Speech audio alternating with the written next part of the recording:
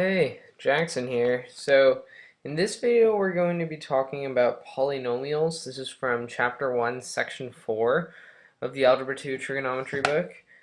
And so, polynomials are algebraic expressions that involve only the operations of addition, subtraction, and multiplication of variables. So, some examples of this are 3x squared plus 5x minus 7, or just x plus 2, or even xy cubed z squared. And so these are polynomials because they only involve the addition and or multiplication or of constants and variables. So they involve no non-algebraic operations such as absolute values, or operations under which like the set of real numbers is not closed. So we're not dividing by any variables because let's say c5 over x is not a polynomial because we're dividing by x, and so x here can be anything but 0 because 0, if we plug in 0 for x, it's not going to be a real number. It'll be undefined, so it is not closed under real numbers. So therefore, polynomials really stand for real numbers, and they'll become a real number no matter which real number you plug in for any of the variables. So there's a couple examples and features that you can look for to tell when something is not a polynomial. Now the first thing is going to be division by a variable. Now we already kind of talked about this earlier, but let's say we have the expression 3 over x plus 5. Now this is not a polynomial because in this scenario x cannot equal 5. Because if it were, we would get 3 over, x cannot equal negative 5. Because we'd get 3 over negative 5 plus 5, which is 3 over 0, which is not a real number.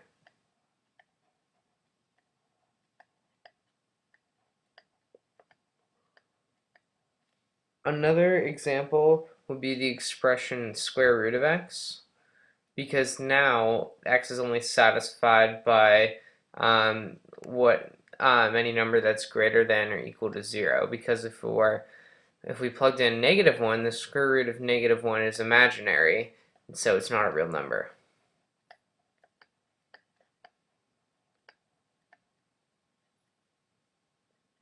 Another example is the absolute value of x plus 2, and that is because absolute value is a non-algebraic operation, so that is not a polynomial.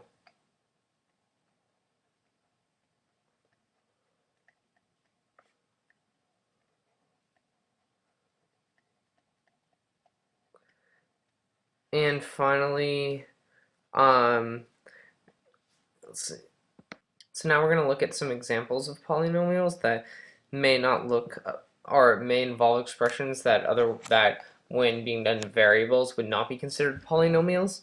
But the first one is f of x equals x over 3. Now this is really read as 1/3 times x.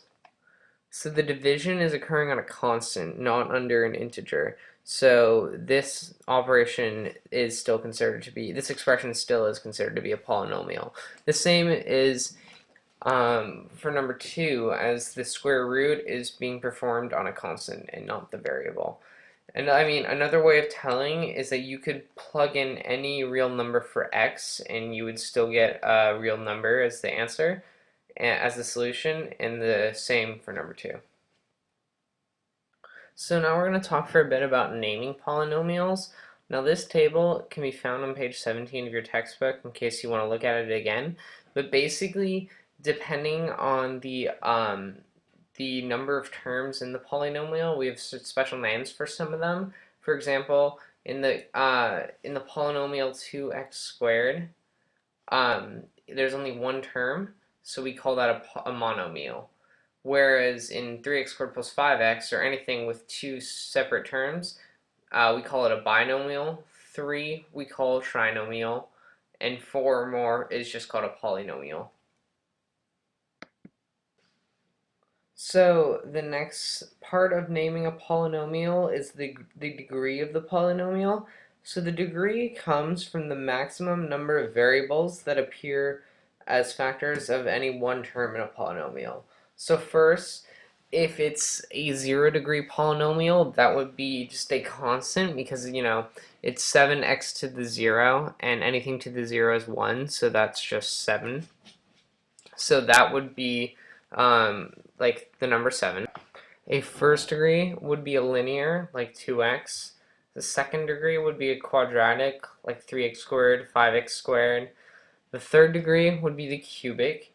That would be like x cubed, 2x cubed. 4 would be quartic, 7x to the fourth. 5 would be quintic, so any fifth degree, like 2x to the fifth, 3x to the fifth. And anything more than 6 we just call an nth degree. So 7x to the eighth would be an eighth degree.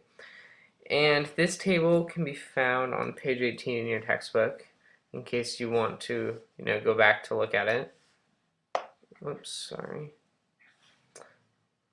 So when you're naming the degree of a polynomial, though, you have to remember that it's the total number of variables being multiplied.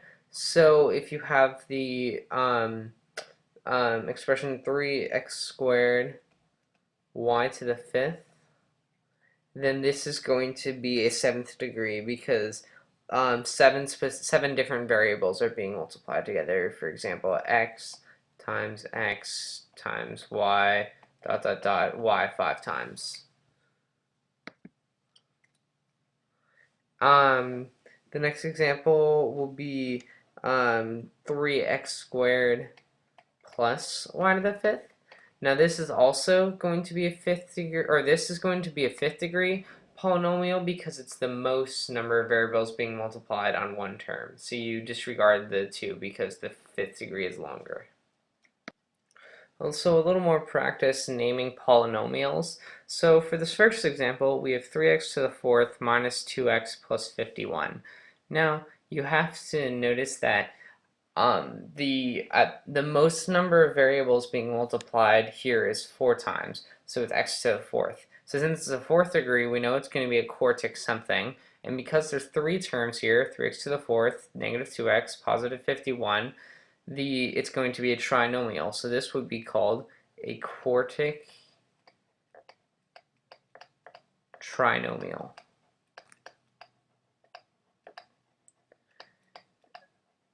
This second example, now first, you may notice that this is 3 squared times x to the third and may think that that would be a 5th degree because there's the sum of those two exponents is 5.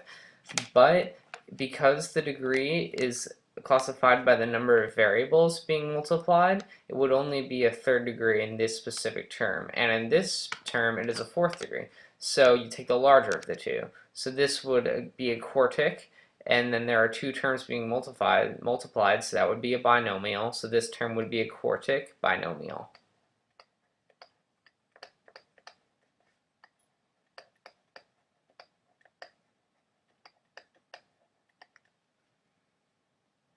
Okay, so now we're going to look at, for a couple minutes, multiplying binomials. So the process of multiplying binomials is made easier with the mnemonic device known as FOIL. Now this may be a review from Algebra 1, but the process of multiplying these two binomials is done by this mnemonic device, FOIL. This stands for F, meaning first, meaning you multiply the first terms of each binomial, then outer. So you multiply the 2 outer terms of each binomial, so that would be x and 5, then inner. You multiply the inner terms of the 2 binomials, so negative 3 and 2x, and finally last. So you multiply the last 2 terms of the binomial, 3 and 5. So to use this process when multiplying this particular binomial, we'd first multiply x times 2x, the first terms, so that would be 2x squared, then the outer terms, so that's 5 times x, so that's just going to be plus 5x. Now the inner terms, so that's 3 times 2x, that'll be minus 6x. and the last term, so 3 times negative 3 times 5, so minus 15. Then simplifying, we are left with 2x squared, combining like terms in the center, minus x, then minus 15. So just a little more practice with multiplying two binomials. We first multiply the first terms, so 7 times 4 is 28, and then x times x is x squared, so it's going to be 28 x squared. Then you multiply the last terms, so negative 5 times 4 is negative 20 x. Then the inner terms, so negative 3 times 7 is negative 21 x. Then negative 3 times negative 5 is positive 15. Then we combine like terms, so it's going to be 28x squared minus 41x plus 15. And just one more example.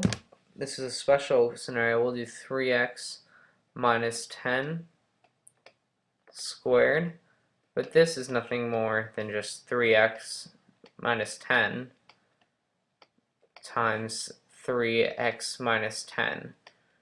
So the process is just the first term, so 9x squared, then the outer terms minus 30x, the inner terms minus 30x, then the last terms plus 100. And combining like terms, we're left with 9x squared minus 60x plus 100. So then now a shortcut to squaring a binomial is you can really just square the first term, so it'd be 3x squared, so it's 9x squared, then multiply the two terms and double that. So 3x times negative 10 is negative 30x, doubling that times 2 is minus 60x. Then just square the last term, so negative 10 squared is positive 100. So this concludes the lesson from 1-4 on polynomials. So if you need more information, all the definitions and tables can be found on pages 17 and 18 in your textbook. So other than that, good luck on the homework and have fun.